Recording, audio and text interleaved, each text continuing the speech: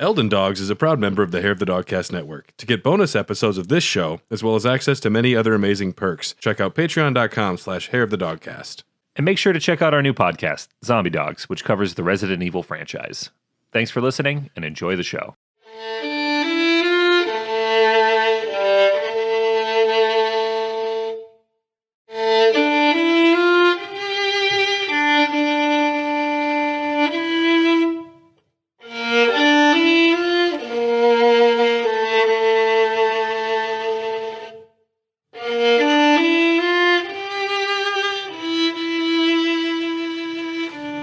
Greetings, Tarnished, and welcome to another serious episode of Eldon Dogs. There will be no tomfoolery. There is no chicanery. There is no tomfoolery. This is a serious podcast. If you want shenanigans, you go to Fuddruckers. If you go to Fuddruckers, they have this hot dog that's made with Texas toast as the bun, and I'm going to say it's pretty good. That might be the most American thing I've ever heard in my life. That toast is from Texas. There's a Texas dog for you right there. My name is Sir Ansbach, and I am, of course, a big fan of Elden Ring. My name's Lady Freya, and I have no hair anymore. She's bald, folks. Yeah. She is bald. New season, summer coming up. Got to get the summer look going. New season, new you. Yeah, if you pay $1,000 on Patreon, we'll start recording this so you can see me in all my glory. I agree. I mean, I'm not going to say no to that. Yes, this is another entry into our armaments series, the weapons of Elden Ring. This will be, if you are a Patreon supporter, fuck yeah. But also, this will be the last episode before Night Rain comes out. I believe so. At least right around that time. And that's very exciting. And we can't wait to get our hands on it. But we're going to jump right into this with our first weapon category of the day, the Great Hammers. Now, they're hammers, but double it. Yeah, you got a two-fist of hammers. All of the good things and bad things, double them. Just bigger versions of them. Exceptional attack power, unparalleled stance damage, designed to perform slow, heavy attacks that can inflict a large amount of damage, effective against heavily armored enemies, as well as destroying their shields, tend to vary a lot in length, which is interesting. Originally called Warhammers, but patched in the name change. See, I can't figure out which one I like more, Great Hammers or Warhammers. I feel like Warhammers is more heavy metal, but I feel like it's more overused. I actually have a Warhammer right here. That's Robert Baratheon's Warhammer. How heavy is that thing? I'm going to lift it up. Go ahead and lift it up. Okay. That is sharp. So that is what happens when you get a little drunk. That is actually a hammer that was heavy. Yeah, that's Robert Baratheon's Warhammer, based on the Song of Ice and Fire, not the show. It's dangerous. I know. I'm afraid to put it anywhere because look at how sharp it is in the bottom and the edges. If that falls over, that kills a cat. 100%. A cat's dead. Oh, man, I actually feel a little bad for Rhaegar. Yeah. Oh, yeah, Rhaegar got that bad. Yeah, but they originally were called Warhammers. Our first entry is number 16, the Devourer's Scepter. This is a scepter in the shape of a serpent devouring the world. This weapon will one day become the very symbol of the Lord of Blasphemy. Killed him, no big deal. Also deals fire damage. This weapon is the longest in its class, and is good for roll catching, especially with the one-handed moveset. The Ash of War isn't great, but is capable of catching people off guard if they get too close. Unique skill, Devourer of Worlds. This will charge the scepter with magic and strike it against the ground to steal the HP of all nearby enemies, which restores 15% max HP for each enemy it hits. The HP drain scales with the number of enemies hit by the skill. It still leeches HP from enemies immune to fire damage, such as Man Serpent, albeit not doing any damage to it. Very good if you use Mimic Tear, since it can heal itself easily. That's like the only thing it really has going for it, though. You're not going to want to bring this to most fights. Yeah, no, and trying to wield this bad boy one-handed just is impossible. It's funny. I mean, in the game it works, but like I can barely swing a claw hammer one-handed with any accuracy, and I have tiny arms. I'll grab the inch and a quarter pipe bender for EMT at work, and it's just a big fucking Warhammer, and I'll try and imagine myself like, I can't do it one-handed. I was using a rubber mallet at work to fix some stuff the other day, and I threw it up in the air, and since it's so top-heavy, you can spin it real good. Yeah. But the end of it is hooked because it's supposed to, like, get hooked on a shelf. Okay. And I almost took my nipple off. because I flipped it and it flicked me in the nipple so hard. See, that's why you need to be careful with weapons, kids. You could lose a nipple. I legitimately drew blood from my nipple for the first time in my entire life by trying to flip a rubber mallet. What's next, Tyler? It was just that recently happened to me, and I wanted to share it. I just imagine your bloody nipples now. I was glad I was wearing a black shirt that day, but I felt like Andy from The Office, where I had to put like cotton swabs and Band-Aids over my nipple. The chafing is real. The chafing was real, and it was rubbing against the graphic design on my shirt, and it was just, I could see I was going down a dark path. I ran a half marathon once. I am aware of the chafing nipple. It is a real thing. It is a real thing. Number 15, we have Celebrant's Skull. Large bludgeon decorated with flowers and many-colored fabrics. You might see this at the Met Gala. I think A$AP Rocky brought one. I think, I think they were wearing one. A ceremonial tool used by dancers during the festivities of Damanula. Yeah, the Windmill Village. At the Windmill Village, which is one of my favorite places to vacation in the lands between. Very fun. Those old ladies know how to party. Don't piss them off. The striking end is a skull too large in size to be human, which is already making me question what the fuck it is. Yeah. And it grants 20 runes on any successful hit, which is better than 20 runes per kill. Yeah. You could make a small fortune killing a rune bear. You could do a lot better. Even better is something that still sucks. Number 14, the large club. It's just a thick, solid lump of wood. Let's go. Sometimes that's all you need. Yeah. That's what you got. I use the large club because I'm a fan of the small club. If you can't kill with the one you want, kill with the one you're with. Yes. That's that famous song. Yeah, I think that was carved into a stone somewhere. I think it was about great hammers. I believe you. Yeah. I'm not going to question that at all. Number 13, we got the Smith Script Great Hammer. Okay. You ever want to throw a fucking great hammer? No. I threw a mallet, and we know how that went for me. You almost lost a nip. Yeah, it's dangerous work, but if you want to throw a fucking great hammer, this is your chance. Strong attacks and dashing strong attacks spin and throw the hammer as a ranged projectile for 0 FP. Not bad. Like that. Two-handed increases projectile damage and is affected by two-handed swords talisman, which is kind of crazy. I didn't realize that. Yeah. And it has a longer range than most Smith Script weapons, but damage is affected by effective range. It's cool doing a hammer throw.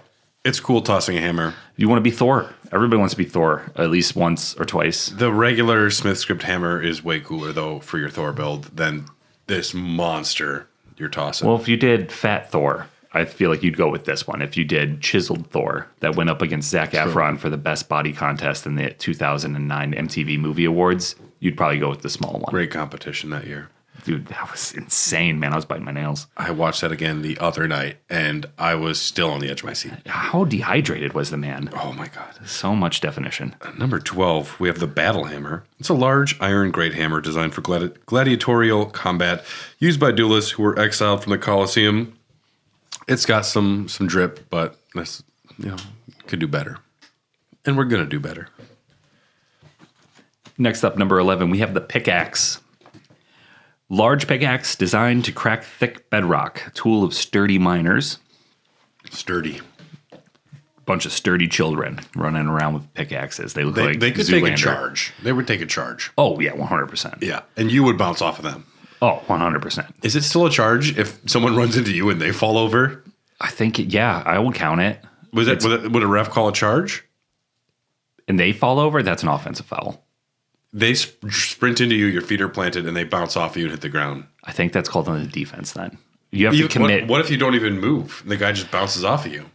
Maybe it's an offensive foul. I don't know. NBA refs are wildly inconsistent with the way they call things. It's really embarrassing, though, regardless. Yeah, I watched a 4-minute video trying to figure out who's going to get in trouble for a guy getting pushed over the other day in the Cavs-Pacer game. Yeah. And it looks like the guy sack-tapped him, and they barely caught it on camera. Yeah. And it was... Dude, the Cavs suck. So do the Pacers. The pickaxe can't be used to power stance with other great hammers, but can be used to power stance with great axes. Weird.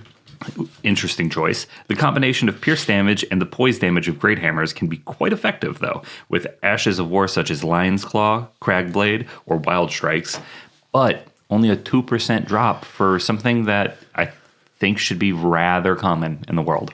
And yeah, it's just there's not a lot of drip here. It's not gonna impress anyone. No, if you wanted to be like Like your West Virginia miner build, this is what you would do. Yep. Number 10, we have the Rotten Battle Hammer. Imagine that battle hammer has a little rot on it. 65 Scarlet Rot buildup. You know what it is. You know what it's going to do. It's going to make it a little rotten. Number 9, we got the Beast Claw Great Hammer, which is a special weapon. It is cool. Great hammer with striking end molded to resemble 5 beastly claws. The black nails protruding from golden fur are said to represent of Sarash, Lord of Beasts. Very cool. The unique skill on this bad boy is the Regal Beast Claw. This sounds like a WWE move for sure. It does. Yes. Yeah, this is something that I could see Cody Rhodes doing. It's like a choke slam or something, but instead they grab you by like the face like that. Oh no, this would be Gunther. And then they slam you down. It's like a choke slam, but it's like you grab the face instead of the choke. Like how the Hulk would do it. Like he just grab you by the skull. Yeah. Skull slam you. It's like when Shaq palms a basketball. Yeah, exactly. Slam the hammer into the ground, rendering the land asunder with armament's 5 bestial claws. Regal beast claws deal weapon damage, physical and holy, on the slam itself, and then launches a bullet that deals pure physical damage. The bullet has a special property that causes your faith to boost the physical damage of the projectile, in addition to the expected strength dex scaling. Pretty cool. I like that one. Another very cool one, number 8, the Black Steel Great Hammer. All great words. They look great. They feel good in my mouth. The Great Hammer of Black Steel with decorative embellishments in gold, blessed with an Erd Tree incantation. Further holy imbuement will amplify the effect and greatly increase the armament's power. Guard counters cause a burst of power if you are a fancy player. This will also deal holy damage. The weapon has a unique guard counter, which also releases a trail of gold on the ground, which means you done fucked up. Oh, yeah. Oh, you thought you were going to hit me? No, not today. Sit down, child. Second after the initial hit, the gold erupts, dealing additional holy damage and staggering enemies. Sacred Affinity, High Faith will increase the innate holy damage and after explosion of the guard counter. With minimum investment into your faith, this weapon can do high damage purely from strength by using the Heavy Affinity. With the Sacred Affinity, this weapon can be buffed by Sacred Blade to maximize holy damage. With the Heavy Affinity, the weapon can be buffed by Order's Blade to greatly augment holy damage without sacrificing physical damage. Overall, it's just a fucking beast. It's a very good non-special weapon.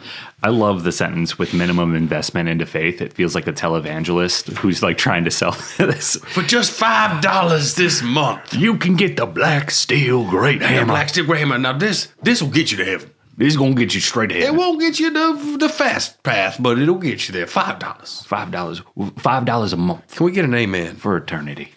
Oh, Elden Ring, Elden Ring. We were one episode of The Righteous Gemstones away from something like this. This has got Uncle Baby Billy written all over it. God damn it. Number 7, we have the Great Mace. Now, I'm going to paint you a word picture, listener. I want you to think. Okay. I want you to picture a mace. My eyes are closed. Yeah. Don't do this if you're driving. Yep. Or do. You can take risks. Whoa. Don't do that. Whoa. Now, picture a mace. Okay. You got it? Yeah. Looks cool, right? Oh, it's beautiful. Now picture it bigger. Whoa. There you big. go. That's big. That's a great mace right there. That's a big mace.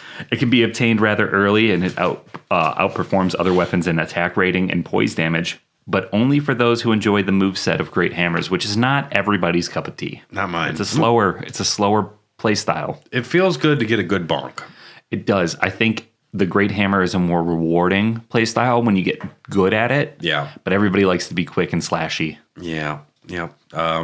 Number 6, the Envoy's Longhorn. That's a special weapon. With High Faith, this horn's unique skill deals decent damage to large targets like Placiduous Axe. Also deals holy damage. 4% drop rate. This was a real son of a bitch. So this isn't dropped by the biggest of the big boys, but it is another big one, and they are limited in numbers, low drop rate, and they will be on the trees of the Halig tree, those branches. What a terrible place to try and farm for a weapon. Yeah, you don't want no part of this shit, trust me. But the unique skill, Bubble Shower, doesn't sound cool. If you're Squirtle, very cool. If you are a Pokemon, this could perhaps be fun. If you are a child and you your mom is like pouring bubble bath into the shower or something. Fun time. Whatever. SpongeBob enjoyers will love this. If you're fighting an ancient dragon, maybe not the best time. You blow on the horn to release a spume of magic bubbles. The bubbles float gently before raining down on the target. And everyone laughs and giggles, and the stoners are like, whoa, dude. If all bubbles hit, 92 stance damage. Surprisingly, bubbles. Who knew? I had a bubble pop in my eye once as a kid, and it got all red and irritated because it's just soap. And so I can see that. Yep. I felt that pain before as a small child. I remember in Honey, We Shrunk Ourselves when they ride the bubbles. Yeah, that's cool. I was like, that's a bad move. I don't know about your parents, what you're thinking, but don't ride a bubble. You got no control over that thing. They pop sometimes. Very, very for no reason. All of them pop, actually. Bubbles aren't long for this world. Yeah. Amen, brother. Number 5, we have the cranial vessel candle stand. Very cool. Very cool. A special weapon.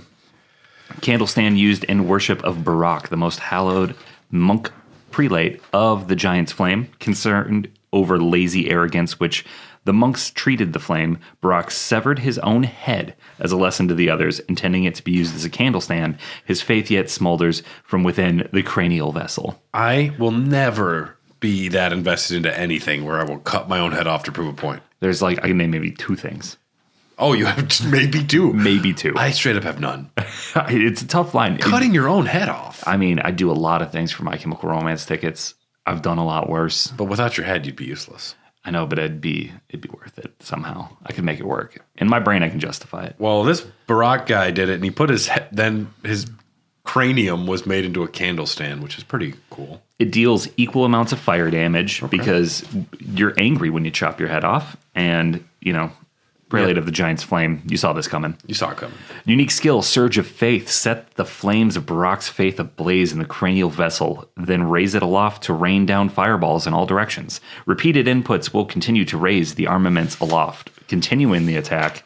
This is pretty dope. I've been watching a lot of battles lately, too, with candle stands. I didn't realize how useful they would be. You know that game, Short Sword or whatever? No. People are playing? It's like a combat game. Okay. The candle stand is one of the best ones you can get, especially early on. You have my attention. Yeah, you should check it. It's short sword, long sword. It's something like that. Number 4, the Great Horn Hammer. Huge, thick horns carved with tree ring-like markings, adapted into a bludgeoning weapon, wielded by ancestral follower warriors. Heals 3% of health per kill. That's not insubstantial. It sounds like not a ton, but 3% of your total health per kill. If you're out there mowing down enemies, that you can heal pretty quick.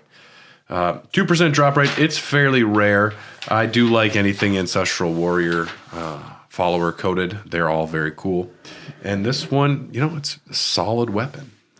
Now we're going to get to the big 3, the top 3 of this category, starting with number 3, Great Stars. Yes. Huge bludgeon with 3 stars at the striking end. Though primarily a striking weapon, the star's spikes cause blood loss at 55 blood loss buildup. Not too shabby for a big-ass hammer. You want to bleed. Restores 1% health on hit, even if required stats aren't met, and even if blocked. That's pretty dope. That's very cool. Restores 1% health for each enemy hit during a swing, and for each hit during a multi-hit weapon art like the Prelate's Charge, Lightning Ram, Wild Strikes, Stormcaller, and Golden Land. That adds up quick. Yeah, you can really heal yourself actually pretty well with this. Especially if you're doing a multi-hit attack into a small group of enemies, there's 15-20%. Yeah, that's easy. Yeah.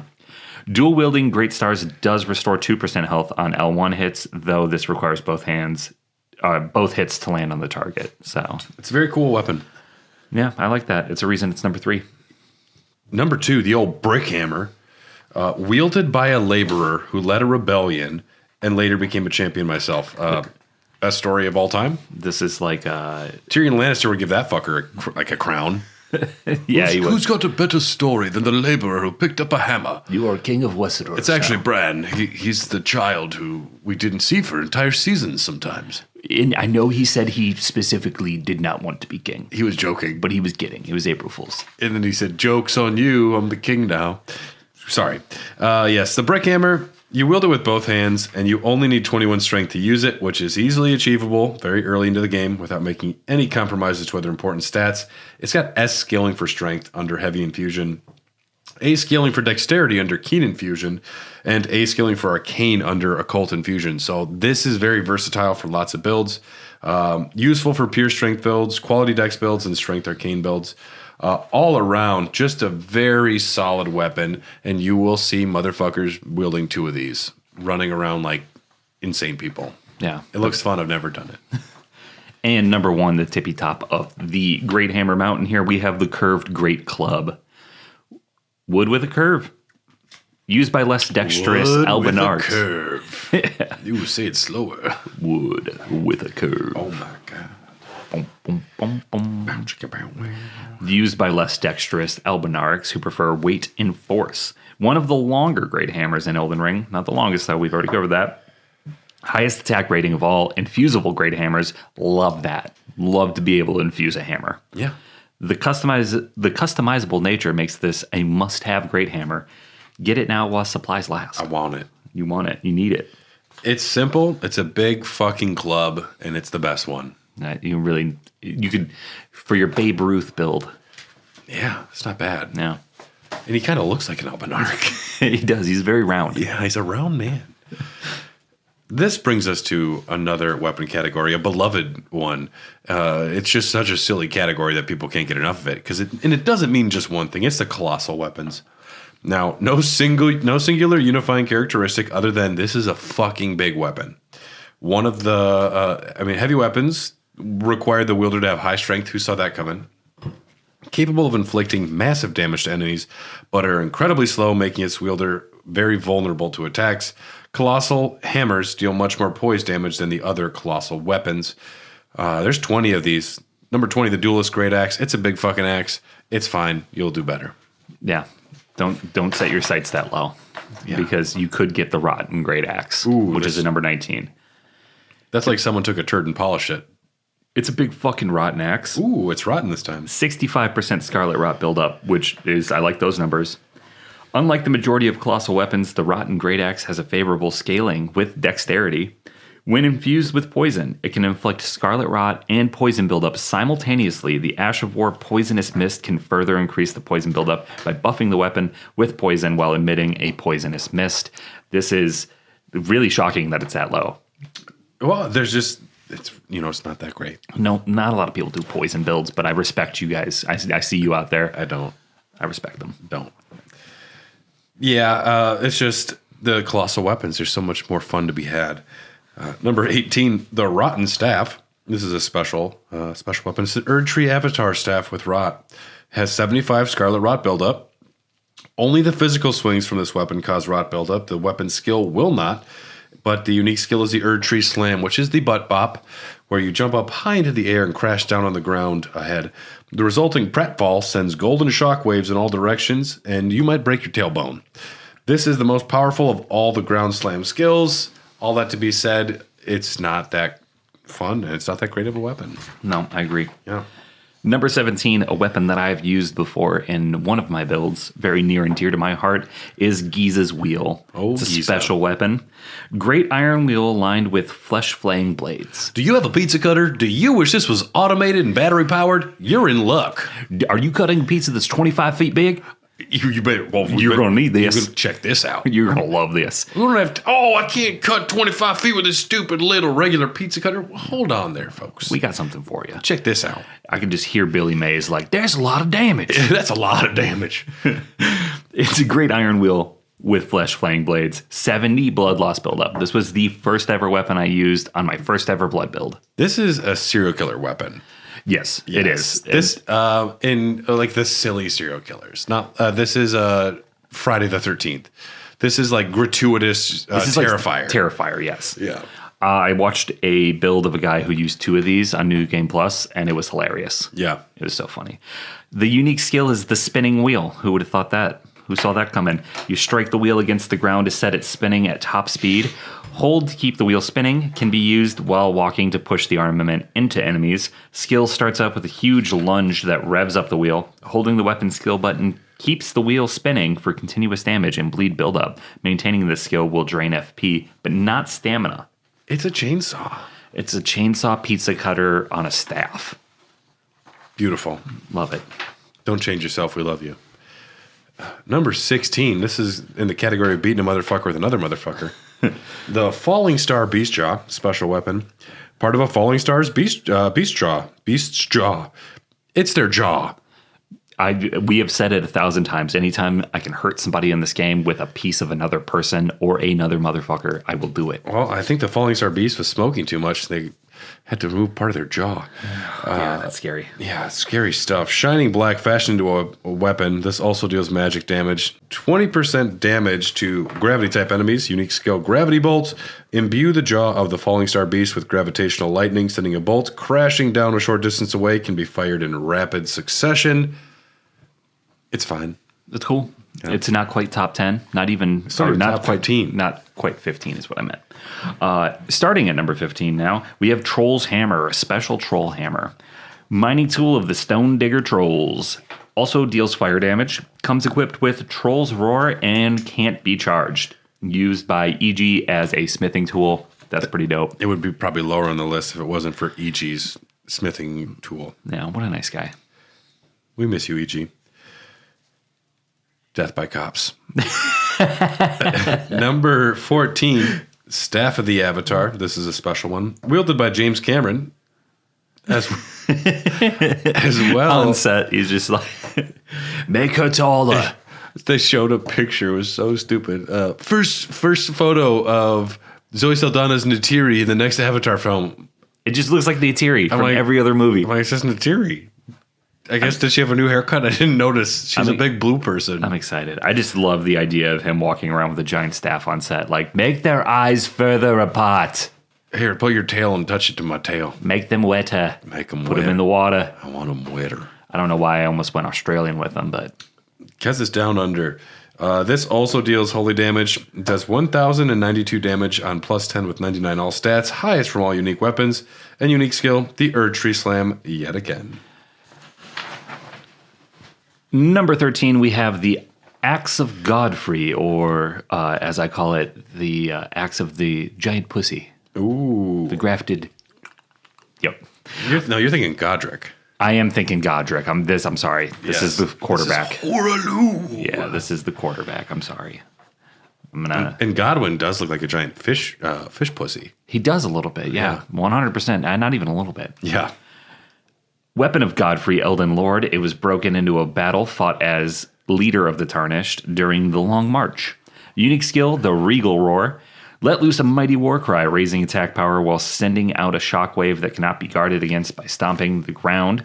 While active, strong attack becomes a lunging slash. This weapon is sick because part of the axe is broken off, and you're wondering what happened out there. Oh, yeah. If Godfrey, the big motherfucker, if he's having issues out there, what broke this off? It's storytelling. It's great. It's a cool weapon. Number 12, we have Devonia's Hammer. Great hammer, wielded by Devonia, the longest serving of the Crucible Knights. Hate her. We see her in the Raw Ruins. Hate her. I just hate that she was so close to learning something, then she just fucking stopped at a bridge and stared forever. You know, some people give up right at the end there. I also don't feel bad for her at all because she's a Crucible Knight, and she's a Centaur Crucible Knight. They kept me up at night. I've had nightmares. This will also deal holy damage. Unique skill, Devonia's Vortex. Using the power of the Crucible Vortex, violently spin the hammer around and slam the ground, causing a shockwave. Skill can be charged to increase its power. It looks really fucking cool, and it's way more effective when she does it than when you do it, which is not fair. Which is the case with almost all of these skills. All of them. Oh, that's great. I want to try it. Yeah. Not going to work the same. Best I can do is $5. It's like, Jordan Love can throw a football and I can throw a football. There's definitely a difference between the two. Can he? Yeah, he's got a good arm. Accuracy needs to. We need better receivers. Oh, okay. We drafted a wide receiver in the first round. Okay. His last name's Golden. It was meant to be. Yeah. Golden Love. It's Matthew Golden. That's called a shower where I'm from. Number 11, we have the new album by Blind Melon, Shadow Sunflower Blossom. Yeah, it's a banger. Very much a 90s This weapon. is a special album. Yeah. The head of a monstrous shadow sunflower manifestation of the Shadow Tree. Shadow Tree. Then again, it might just be a flower, wielded as a weapon. It is a big flower, which to me, it's funny looking. I'm kind of down. I like the bouquet mace earlier. Like, it's cool to beat somebody with a flower. Yeah, and it's funny that this is just a giant flower. Yeah, like, oh, I brought you a gift. And then you bonk them over the head with it. Bonk. You go to horny jail. Bonk. Deals equal amounts of holy damage. The unique skill, Shadow Sunflower Headbutt. Slam down the blossom of large shadow sunflowers, sending out a shockwave that flattens foes. Repeated inputs allow for up to 2 follow-up attacks. Has 3 inputs, though. A starting slam, 2 consecutive slams, and a final slam. A total of 4 attacks. It's all right. I don't hate it.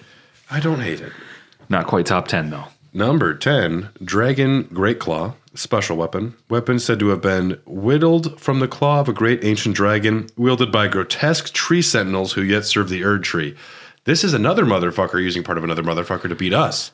Yeah, I don't like it when it happens to me. This is offensive. Also deals lightning damage because it is part of an ancient dragon. Deals plus 30% damage against dragons, plus 15% damage against ancient dragons. It's a whole lot of fine. Whole lot of fine. Number 9, we have Great Club, which is a special club. It's a special club. Yeah. I'm never invited. I always go in through the kitchen. Yeah, that's where we work. And I have a camera crew that follows me. And I make them do it like Martin Scorsese and Goodfellas the entire time. Yes. And I pay prostitutes to walk along with me so I look cooler. And all the kitchen staff, every time they look at me and they're like, what the fuck is this guy doing here? Is he filming? They always think Gordon Ramsay's coming in doing like a kitchen nightmare. Yeah. They're so relieved when Instead they of see some it's me. dude with 2 of the most haggard prostitutes he's ever met that he paid $5 for. He's wearing a suit jacket and a My Chemical Romance shirt. Is that his little brother carrying a camera? That's not even a camera, that's an iPhone. It's an iPhone 5. And your brother looks like some Russian tracksuit dude. Oh, he's wearing his tracksuit. My brother legitimately wears tracksuits. Dude, he would sell some sketchy-ass drugs in Russia on a train for sure. Oh, 100%. I hope you're listening, Justin. An enormous club of hardwood. Also deals holy damage. This weapon is said to be the withered branch of the Erd tree. Like that a lot. That's super cool. Yeah. I like that. Comes with Golden Land as an unchangeable Ash of War. I don't like that I can't change the Ash of War, but Golden Land is a good one. Yeah, it's okay. Number 8, the Anvil Hammer, a tremendous hammer that incorporates as its head the red-hot anvil of the forge. That's awesome. This hammer is the anvil, Yeah. which is kind of crazy. It's fucking dope. It's like beating someone with instead of hitting their head on the table, you hit their table on the head, Yeah. which is kind of cool, too. This also deals fire damage. Unique skill, the smithing art spears slam the red-hot anvil into the ground, which sends up countless spears as it is pulled out. The spears disappear instantly, but shboom. I like that. Number 7. Envoy's Great Horn special weapon. This is a big one. This is the big one. Tired of pesky bubble weapons? Are you tired of these pesky bubble weapons that only deal holy damage? Well, do we have a weapon for you? It's just another. It's just another one. It's going to deal more holy damage with bubbles. It's really big. This is the baritone Envoy Great Hornophone. Yes. And it's unwieldy. This is whoever wields it or plays this instrument in the band. It sucks transporting. Getting a spot on the bus is an issue. If they want to travel, checking this in will not be fun. No, you have to rent a transit van just for one instrument. You know how expensive touring is? Meanwhile, motherfucker, 20 harmonica Jimbo, he's just got them all. He's like, this is my gold one, this is my purple one. He's got a suitcase. He's got a suitcase. This one doesn't even make sounds. I just bring it for fun. It doesn't even work. It don't work. This one only dogs can hear. It's so high pitched. That's sick, dude. That's sick. 2% drop rate with a horrible farming routine and a horrible location at the Halberds tree here. It is the worst one. This is one of the worst weapons to farm. The unique skill, the Great Ocular Bubble. Oracular bubble. Oracular Spectacular. Yeah. Blow the horn to release a massive magic bubble. The bubble floats gently through the air towards its target, and then... Surprisingly, it was a good sound. Surprisingly very effective, though. This weapon does work very well, and if you want to blow bubbles, this is your best vehicle to do so. It is a big bubble, though. It's easy to hit. And isn't the tracking on that thing pretty good, too? It's not bad. Yeah. Number 6, the Watchdog Staff. It's a special weapon. Large stone staff embedded with glintstone, wielded by those pesky Erd Tree burial watchdogs who protect the catacombs. Unique skill, Sorcerer of the Crozier. Channel magic into the glintstone to activate an ancient sorcery, producing floating magical projectiles that chase enemies automatically. You have had this happen to you many times fighting them. Do it yourself. Have some fun. It is one of the better colossal weapons. Number 5, the Prelate's Inferno Crozier. Colossal hammer with the appearance of rolling flames, weapon of the Prelates who lead the fire monks. This hammer has a unique R2 attack animation. A heavy upward swing charging the R2 causes smaller enemies to be flung into the air. Love that. That's super fun. Oh, yes. In real life, a crozier, pronounced crow-zer, which I just realized I've been slightly mispronouncing this entire time. We're learning together. Is a type of decorative staff shaped like a shepherd's crook or a cross, typically carried by bishops or other high-ranking prelates of the Catholic Church and other branches of Christianity. Its name comes from the Old French crossier, meaning cross-bearer. You might have seen one of these bad boys in public because the Pope from Chicago wields this weapon. Yeah, he has that White Sox one. Yeah, it's really cool. Yeah. I saw him eating Chicago dogs the other day, just laughing. Dude, I'm not ready for him to curse the Packers. Whoa. Because he's from Chicago. I would love it. Because we can't win a Super Bowl because the Pope's from Chicago. Has there ever been a Pope who endorsed a sports team before? I don't know, but I've seen photos of this Pope at the White Sox World Series, which is awesome. His brother was just in Florida drinking a beer, he said, when he found out. He's like, oh, my brother's the Pope. Shit. Dude, I saw a video of some girl on FaceTime with her brother and her mom, and she's like, it's Bob. Bob's the Pope. And I guess her mom had a fling with a situationship. A situationship. Yes. With the Pope in his earlier days. Crazy. Could you imagine if your mom banged the Pope? Be hot. That'd be nuts. I'd tell that to everybody. I banged Lon Chaney. Dude, I thought you said Dick Cheney. That was a Jackass. The movie one reference. I was Lon Chaney's lover. Yeah. And he says, go back and love him. Sorry. Yeah. Number 4, the Golem's Halberd. It's a great halberd of black stone crafted by a civilization now gone to ruin, wielded by the guardian golems. This weapon has a skill that cannot normally be placed on Colossal Weapons. As such, Charge Forth is lost as an option if you infuse this weapon. It is only available by default. Fantastic length. One of the largest damage dealers. It's not too flashy, but all around, it's got a lot of what you want in a weapon. And rounding out our top 3 for the Colossal Weapons, we have number 3, the Gazing Finger. Oh, yeah. It's a special weapon. The head of Mater, the Finger Mother, wield it as a weapon without modification. It's just our fucking head. It is. It's pretty dope, though. Yeah. I like this. Also deals magic damage. This weapon is the lightest in its class, which is super nice, but you probably have the endurance to carry a whole bunch of shit anyway. By the time you beat Matter, Yeah. Unique skill, the Cow Tower's Resentment. Yeah. Skill performed as a violent bow using the finger's foremost protrusion. Resentment builds as it's forced to bow, making it explode with anger. Hold the button down to further increase resentment. Love that. Yeah. That's so emo. I love it. Just like, fucking hate It's like you. charging up an uppercut, kind of. Which, in a fight, if you're ever defending yourself, charging your attacks in real life does not work. It doesn't do anything. No. It works in Mortal Kombat, not in the real world. No. Please don't be the guy at the bar that's like, finish him, and then charging your uppercut. Well, maybe. Then there's going to be the cops and someone's going to jail. Yeah, that's true. The skill is comprised of 2 components. The slam down of the weapon that scales off the weapon attack rating, and the resulting shockwave or waves that deal holy damage and scale off faith. It's very powerful.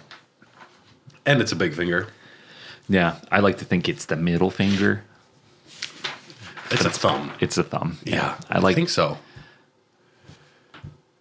Yeah, because We're looking at our fingers right now and pretending we're Metter. You slam it down. Metter would be great in a thumb war.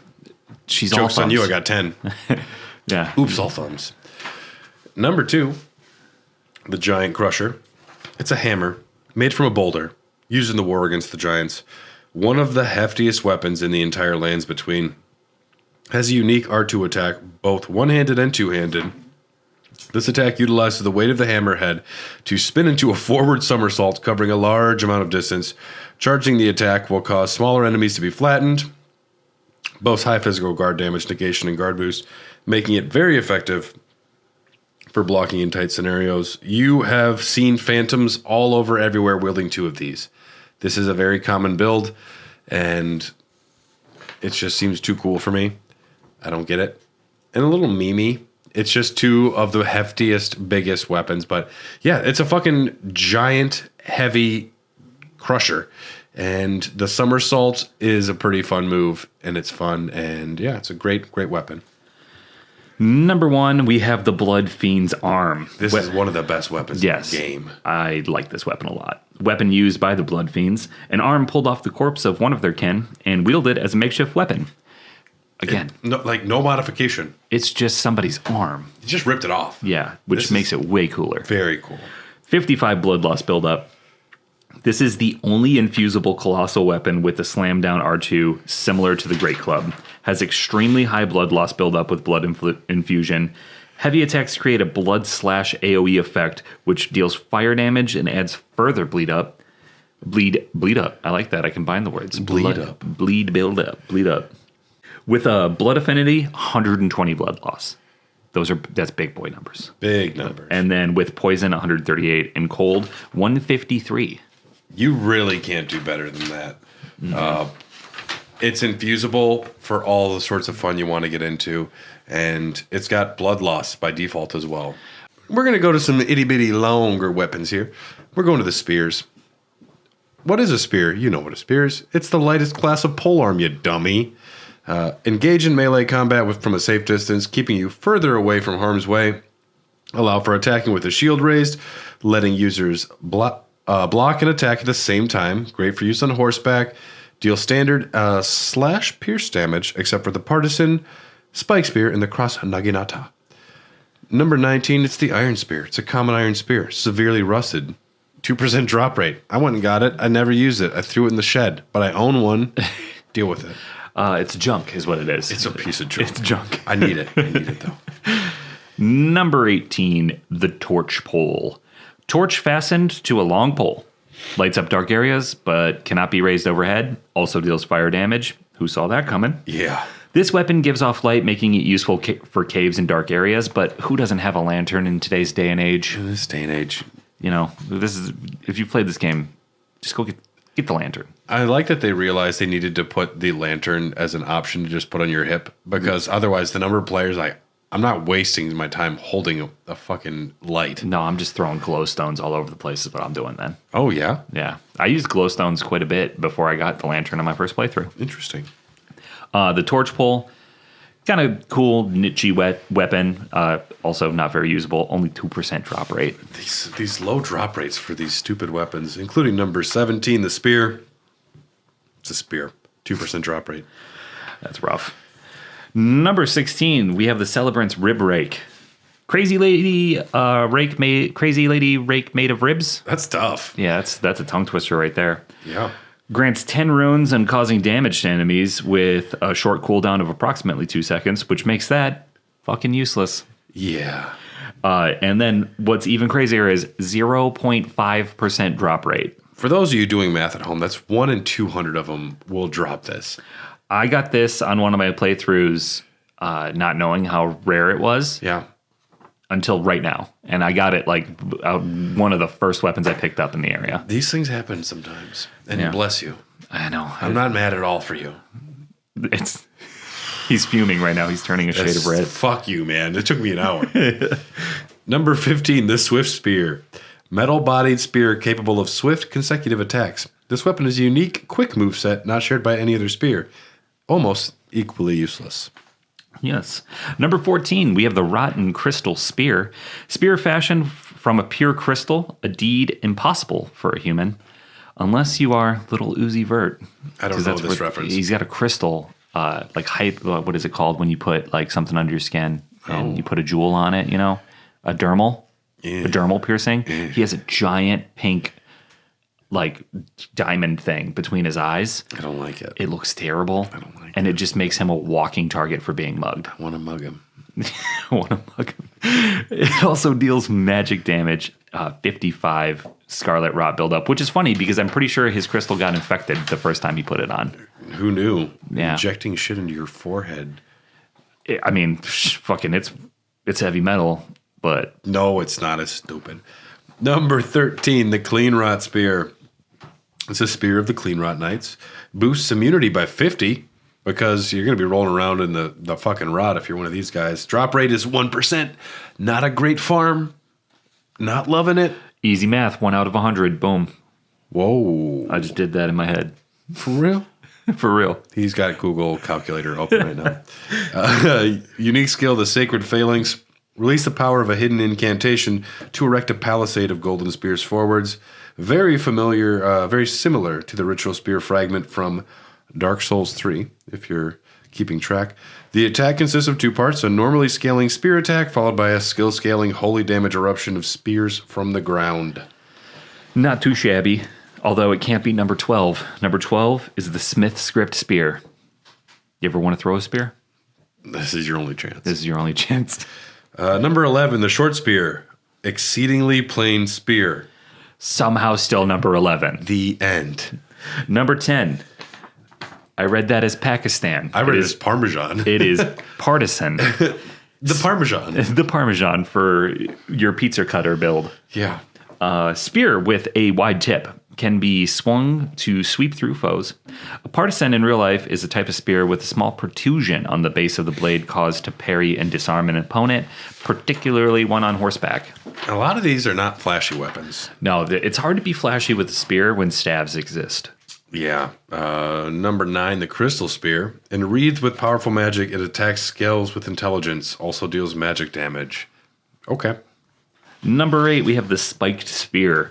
A spiked cylinder attached to a long pole. Weapon of marionette soldiers. 2% drop rate. A little rarer. 50 blood loss buildup. We're getting to some cool ones. I do appreciate that. I do like the design. It's just fucking a stick with a big old spike cylinder at the end. That's fun.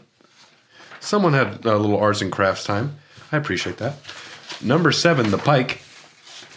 It's a long spear with an especially lengthy handle, the ultra long one. Longest reach of any melee weapon. Great for horseback for a jousting build. Yeah, that would be fun. I could do that. Number 6, we have the Inquisitor's Girandol. Instrument of torture used on nobles behind the curtain of the volcano manor of Mount Gelmir. I'm not often in support of torture. But nobles? Eat the rich. Yeah, let them eat cake. Also deals fire damage, 50 blood loss buildup. Girandol. Yes. That is not a word that feels good in your mouth. Well, you don't say it often, Tyler. No, do you? I don't. You haven't had to say it at work ever. No, I haven't. No, you say, would you like an IPA? Much easier to do. Yes. A type of decorative branch candle holder or chandelier. Its name originates from an Italian word referring to a type of fireworks similar to Catherine wheel. Whatever the fuck that all means. That's got to be some torture shit. It's some torture shit. Number 5, the Blood Fiend's Fork. The Blood Fiend, they got some good weapons. 3 tines of carved bone spear with spear the victim to provoke blood loss. 30 blood loss buildup, has generally good scalings across the board, and its passive bleed scales with arcane across every infusion. Very fun. The Blood Fiends, love you all. You can do no wrong. See a dentist. I did look up what a Catherine wheel is because I thought I knew. Yeah. A Catherine wheel is a alternative indie rock band from 1990. That's not what we were looking for, though. Okay. A Catherine wheel is an instrument of torture. I'm in. Associated with Catherine of Alexandria. Okay. That's all Wikipedia says. It doesn't even tell me how to use it. It does say that it is also a 1990s British alternative rock band. So that's pretty cool. Okay. It's also a firework. But I don't get it. I thought Wikipedia was going to tell me more. It's a shame. Number 4, we have the Death Ritual Spear. It's a special spear, special weapon for your special boys. Ritual spear used by priests of old who are permitted to come along with the Death Birds. Also deals magic damage. The unique skill is the Spear Call Ritual. Thrust the spear high, bearing prayers into the sky to summon a downpour of spectral spears. Yeah. Fun. I like death stuff. In our top 3, number 3, the Bolt of Grand Sax, special weapon. Spear whittled from the weapon wielded by Grand Sax. Also deals lightning damage, plus 20% to dragons, plus 10% to ancient dragons.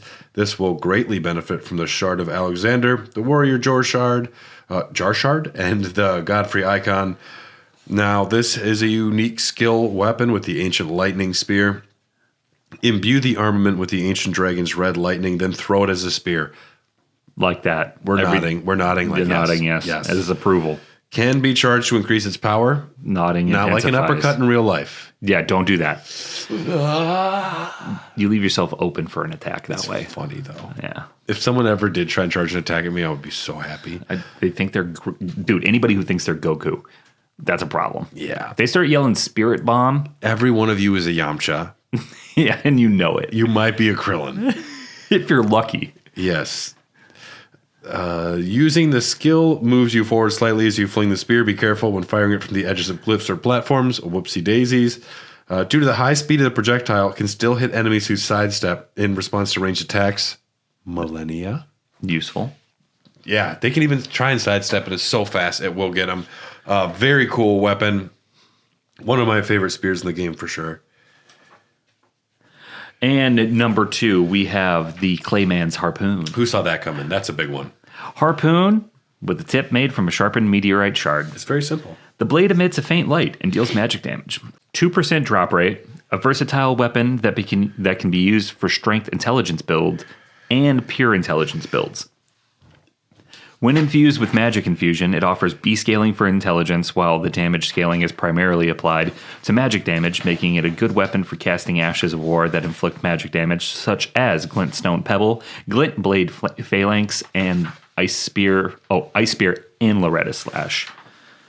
When infused with Cold Infusion, however, it offers 105 cold buildup and C scaling for both strength and intelligence. Since the damage scaling is primarily applied to the magic damage, this makes cold Ashes of War such as Chilling Mist, Ice Spear, and Divine Beast Frost Stomp especially effective. It's just a really versatile weapon, and it's one that adapts to your playability. Yeah, it's actually pretty great. But what's even greater is number 1, the Cross Naginata. A weapon consisting of a 3-pronged blade affixed to a long pole. The long central blade closely resembles a katana, and that's why it will also deal 50 blood loss buildup. This weapon is a unique moveset compared to other spears, as its attacks are both thrust and slash attacks. Oof. Bing and boom. Bada bing. Bada bing, bada boom. Naginata, it's a type of Japanese polearm with a curved blade nearly as long as its handle, used primarily by samurai. Its name means mowing hatchet. Scary. Yeah, I'll mow your lawn with that. Referring to how the weapon was originally modeled after a farming tool of similar design. Yeah, poke and slash. Give me all of it, and big fan. That's why it's number 1. Moving on to our next category, however, you saw this coming. We covered spears. I'll give you 2 seconds to think about what we're going to say next. Great spears. There we go. Deliver devastating blows from remarkable distances at the expense of attack speed and weight. Exceptionally heavy. Exceptionally heavy. Trade speed and versatility for additional power, stance damage, and stagger capability. Can attack with a raised shield and great on horseback. Anything I can use with a raised shield, just poke. It's very cool. Very cool. It's very Spartan. Only 10 of these bad boys, however, and we're going to start with the Blood Fiend's Sacred Spear, which surprisingly low for a Blood Fiend weapon. We're usually pretty high on Blood Fiend shit. This is not one of them. It's not. It's a special spear, great spear, I should say, with 55 blood loss buildup, or as I call it, blood up. Bloody. Blood up. Unique skill, the Blood Fiend's Blood Boon. It's too many bees. Yeah. Raises the sacred spear and pierce the body of the Mother of Truth, creating an explosion of blood flame in the area surrounding the target. Additional input allows for up to 3 follow-up attacks. Functions similarly to the Blood Boon ritual skill, but instead of creating an AoE centered on the caster, it emits a ranged AoE. So, still pretty solid. It's still a good weapon. I think the thing is all the great spears are pretty great, so yeah, it's tough to pick. Number 9, we have Vike's War Spear. It's a war spear singed and blistered by fingers used by Vike. Also will deal fire damage as well as 65 madness buildup. Not too viable for many things. But unique skill, Frenzy Flame Thrust. Imbue the spear with the Flame of Frenzy and leap forward, plunging it into the ground and setting off a maddening explosion. Very cool animation.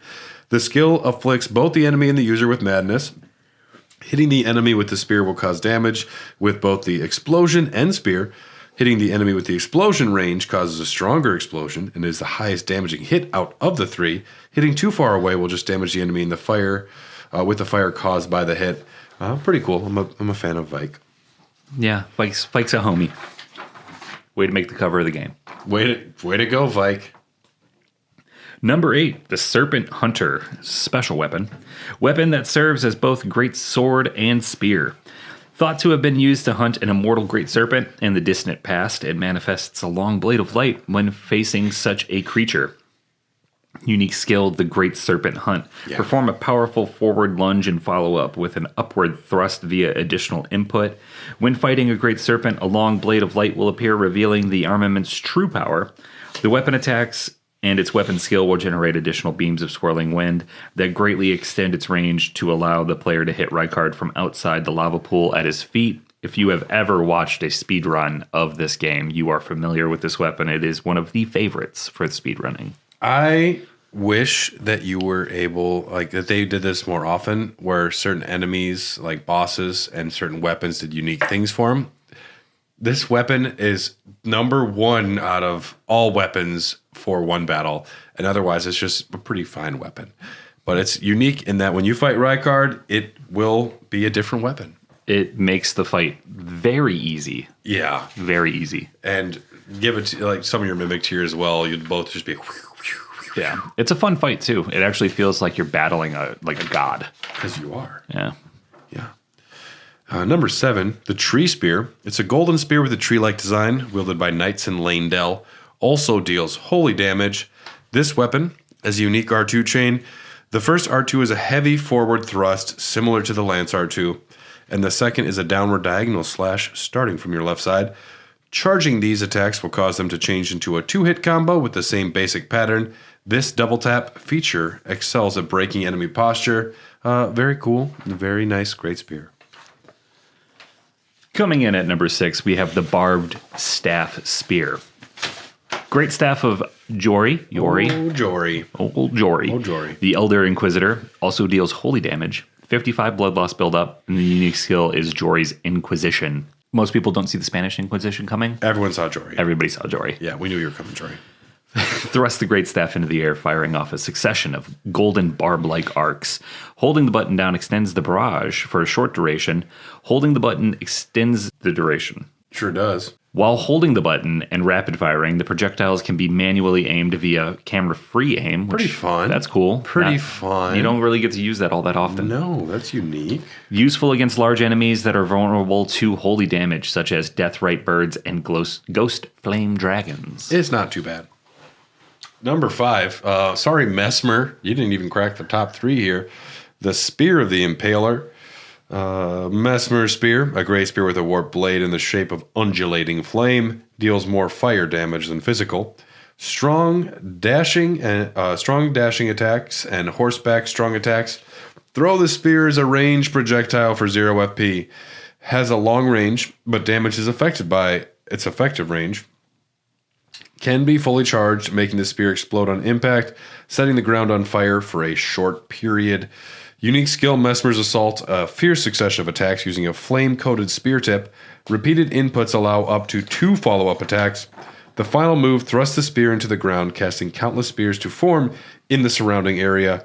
2 additional inputs perform a flurry of spear thrusts and a final thrust into the ground, creating countless spears surrounding the user. Damage would be boosted by 10% if you're wearing Mesmer's hat, which, in for a penny, in for a pound.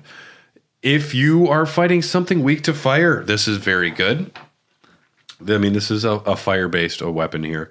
And it's got some drip. He's got swagger.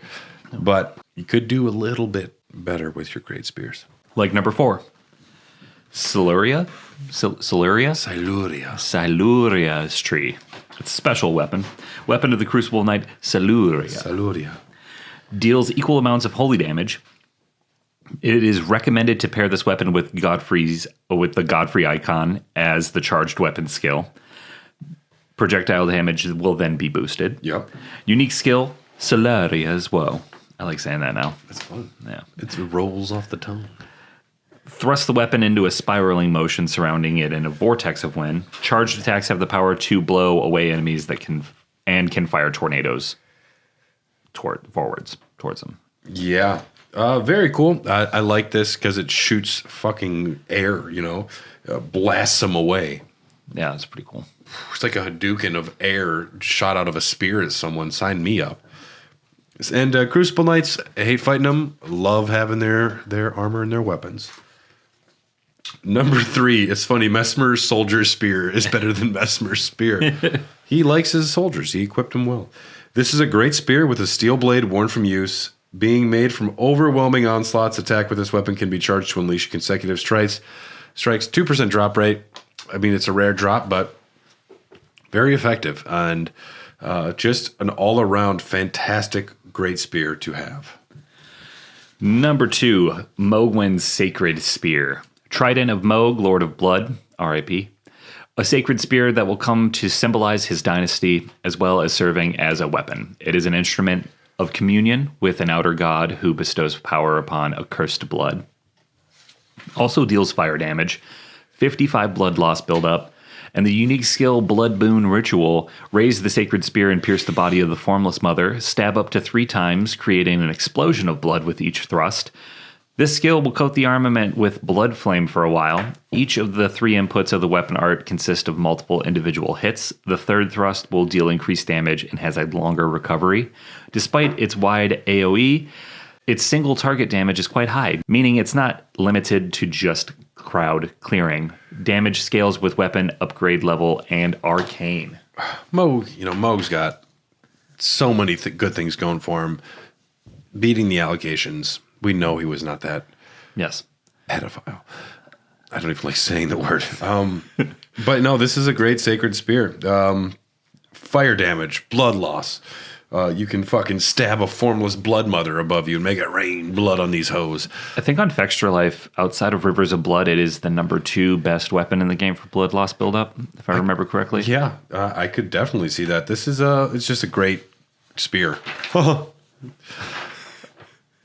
Number 1, you can't beat the classics. This is a lance. The member from NSYNC? Yes, this is Lance Bass. On a stick. The voice of Sephiroth in Kingdom Hearts, of course. The lance is considered a type of great spear. The weapon has no blade, but instead features a long conical body designed to pierce. Though heavy and hard to wield, this weapon displays its worth in horseback combat, whether mounted or even on foot. No downsides. It's funny. It's just the lance. Take it out for a spin. You're going to realize it's more fun than any other these big old spears. Sometimes you can't beat the classics. That brings us to our final category. One more set of pokers. They're called halberds. The halberds. Halberds strike a balance between moderate damage and long reach, combining straight thrusting attacks and wide-ranging strikes. That's my method in the bedroom. I was going to say the same thing. Yes. Wide-ranging strikes. A long-handed polearm combining the function of both axe and spear. Number 18, Spirit Glaive, a special weapon, also deals magic damage with the unique skill Raincore Slash. Span around, slashing foes while summoning vengeful spirits, which chase down foes. Additional input allows for follow-up attacks. Builds up frostbite. Yeah, get fucked, Spirit Glaive. Number 17, Halberd. You're a halberd. Great. The Lucerne. Number 16, this polearm features a hard, sharpened, beak-like spike attached to its head designed to pierce armor. Though designed mainly as a thrusting weapon, its long handle can be utilized to get around an enemy's guard with a sideward sweeping attack. Cool. That is nice. All attacks do piercing damage. The Lucerne in-game is named and modeled after a similar weapon in real life. Its place of origin, Lucerne, Switzerland, which in turn derives from the Latin word Lucius, or pike. The more you know. Yeah. Lucius Malfoy. Yeah, the same derivation. Number 15, the Banished Knights Halberd, given to knights who, whether by misfortune or misdeed, were forced to abandon their homes. It is nice, though, like, we're kicking you out, you gotta leave. Here's a halberd. Here's a halberd? Fuck you, here you go. We're going to kick you out and we're going to arm you. And this totally isn't going to come back to bite us in the ass. Yeah, it seems weird. Number 14, we have the Pest's Glaive, weapon comprised of a sharp blade affixed to a long grip, wielded by the pests who emerged from the swamps of Aeonia. Slightly increases elemental damage negation by 2%. Yep. Whippy. Number 13, the Vulgar Militia Shodel. It's a hooked blade attached to a long handle, wielded by the Vulgar Militia. I love those little fuckers. Its attacks can slip through an enemy's guard with an anti-block passive effect of 40%. 2% drop rate. It's okay. Just okay. Number 12, we have the Gargoyle's Black Halberd. It's a special weapon. Deals more holy damage than physical damage. It is a cool-looking halberd. The gargoyle stuff isn't ever that special. Like, it's never going to be the strongest. It's never going to be the most fun. And even their lore, like, your corpse wax, that's fine. I don't know. I've never been too enchanted by them. It's like Cheerios. Like, why would I eat Cheerios when Apple Jacks and Honey Nut Cheerios exist? Honey Nut Cheerios just came in and dropped such a big game. Dude. And Cheerios were obsolete forever. And you had kids at home putting sugar on their Cheerios so that it would taste sweet like Honey Nut Cheerios, but it's not going to lower your cholesterol. It's not good heart health. Wow, you just blew my mind. The things you learn as you turn 32. Number 11, the Commander Standard. It's a beaten red battle standard. It's furled around this time-worn halberd wielded by Commander O'Neill. We remember fighting this guy in Aeonia. This weapon is the longest. Is this the one we fight there? Or is that Nile? This is those clowns. This weapon is the longest in its class with thrust R1s that make use of this range. The unique skill is the rallying standard, where you hoist the war banner aloft and give a rallying command for self and nearby allies. Damage plus 20%. Let's go. All damage negation plus 20%. Let's go. Any build that meets the requirements to wield this weapon can utilize its weapon skill buff and then switch back to their weapon of choice. Let's go. Here we go. Number 10, we have the Ripple Crescent Halberd. The blade is said to resemble a partial image of a ripple, and its attack power scales with one's arcane attribute. This is one of the few arcane scaling weapons that can be buffed, as arcane scaling increases status effect buildups as well as damage. This is ideal for a melee arcane build that uses a lot of status effect greases. If you're a greasy boy, you're going to need this. You're going to love this. The Greasy Strangler. The Ripple Crescent Halberd has less status grease buildup than its axe counterpart, the Ripple Blade. However, the Ripple Crescent Halberd has significantly longer reach and an inherently superior moveset due to being a halberd, and I can attest to that because it is pretty fun. I do like a little bit of extra reach. The Pole Blade of the Bud. Yeah, dude. Yeah, dude. This is number 9, dude. This is some dank ass bud. It's the Pole Blade bud. Weapon of Romina. She's a saint of the bud. God bless. Scarlet Glaive with a dangling bud-like blade. Get you stoned. It's 25 stoner buildup. You're gonna have a good time. It's got that high shit up in the brain, but also that sink in the couch. Oh yeah, it's a nice hybrid. The sativa and the indica.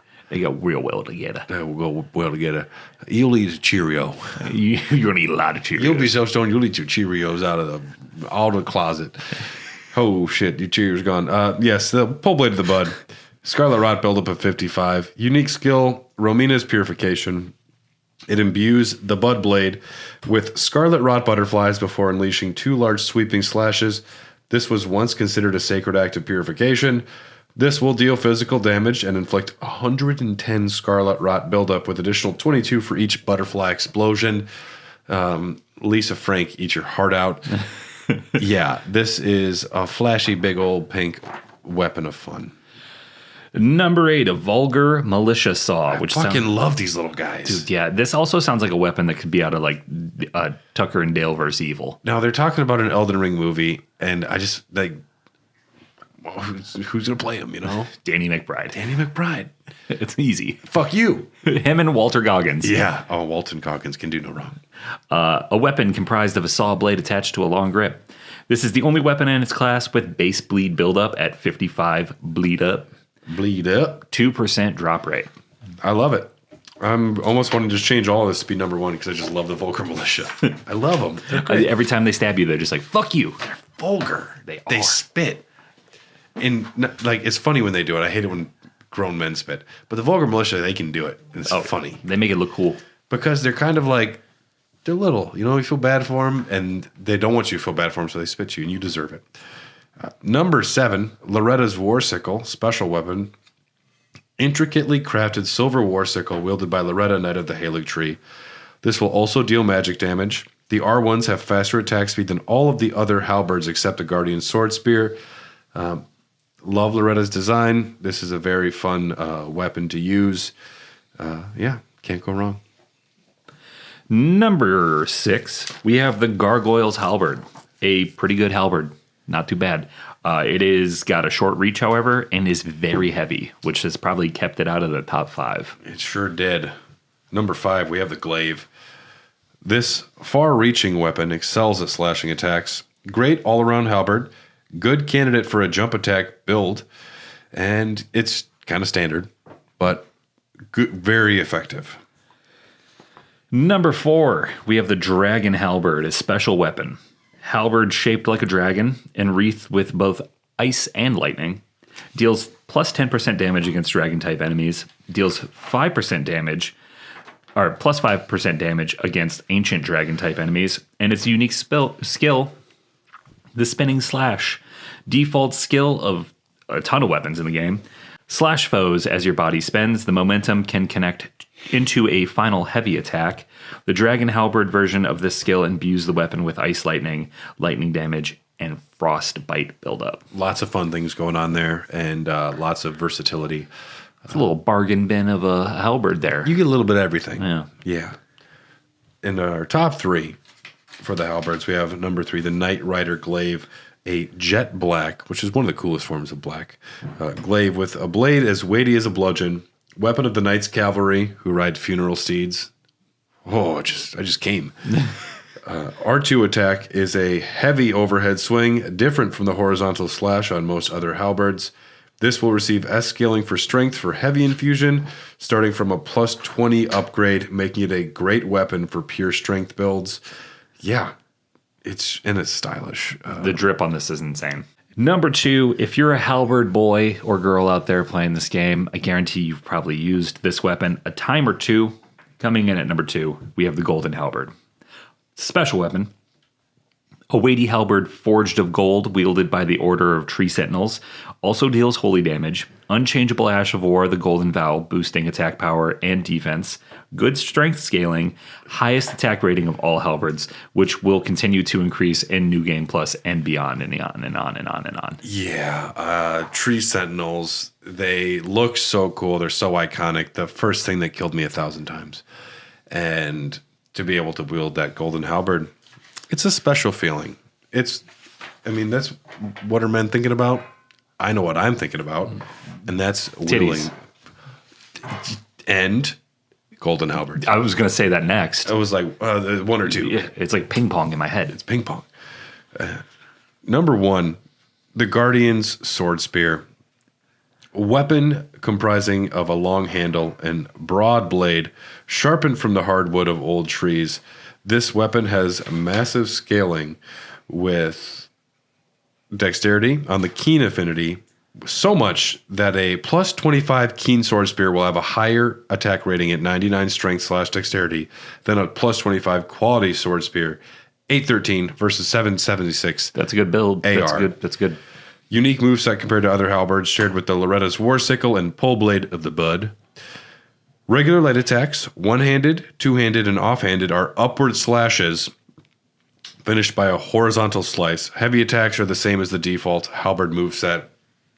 It's fun, it's flashy, it's super effective, and it's just massively powerful. 2% drop rate, so it is a little rare, but yeah, one of my favorite weapons to use, actually. Halberds are fun. I would use a halberd over a spear. Yeah. Pretty much any day. And with that brings us to the end of our journey today. We still have more. We have more coming next time. We have reapers and whips and fists and more fists and beast claws and throwing blades and blah, blah, blah. And we're going to get to shields, folks, and that will be a bummer of a time. Skip the first 20 out of those 30. But yeah. Thank you so much for joining us today. If you enjoy Elden Dogs, there's many ways to support the show. Tell your friends. Let them know that you love Elden Ring, and if they love Elden Ring, they could check out this podcast. Check out our other shows. Check out Popcorn Dogs, where Tyler and I here, we discuss movies and television. Yeah. Our next episode is Shrek. Shrek is love, Shrek is life. I've never seen it. You've never seen Shrek? Yeah, clearly I've been on the Discord this week. I have not. We were having a whole discussion of movies that everyone says you need to have seen, but you haven't seen. Shrek is definitely one that everybody needs to watch. I've been moving for like the last week and working, so I've been a busy boy. I also got sick in the middle of that too, so that's been fun. Yeah, I've been sick for a while. It's been horrible. But yeah, check out Popcorn Dogs. Check out Raw Dogs. We just did an Xbox 360 console retrospective. If you're not on Patreon, that was like a year ago. But check out Patreon if you want access to our episodes early in advance and all of that good stuff by going to patreon.com/hairofthedogcast. Get access to all of our different podcasts and get it well in advance. And we appreciate your support so much. It's because of supporters like you that we're able to keep doing this show. It's a labor of love. It's a lot of work. Special thanks to Patreon executive producers Rykard Kristinik, Malekith the Black Blade, Blaggard Big Brian Ward, Jordan Hoslow, Sorceress of Blood, Best String Fingerprint Phil Wright, Iron Fist Phil Just Phil, Red Bear Phil, Philly. I think I got that right. Thanks, Tyler. Bell-bearing Hunter Bryant Ross, Crucible Knight Kelly Gutowski, Justin Mellismer the Impaler, D-Man the Azula Beastman, Lady Freya herself, thank you, Spell Machinist Levi Wayne, and Spetsnaz the Foul Omen. We appreciate all of your support. I like the name. Yes. And we'll see you all next time on Elton Dogs. Go start a fight at your local pub and charge up an uppercut. Let us know how it goes. Charge your uppercuts. Bye-bye.